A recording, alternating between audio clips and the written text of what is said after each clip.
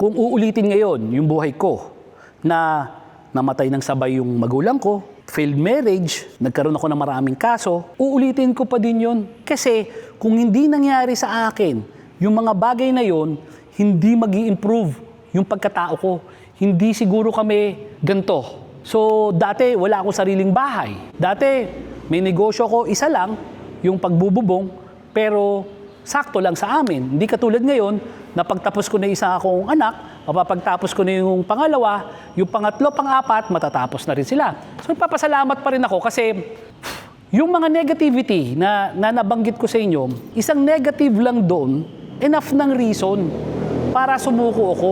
Kaya ako lang pinapaliwanag sa inyo, kapatid, kasi may mga nagsabi kasi na kaya ako successful kasi swerte ako sa buhay or maganda yung pinag-umpisaan ko. Hindi natin ginusto yung kung saan tayo nagsimula eh. Hindi natin ginusto yon.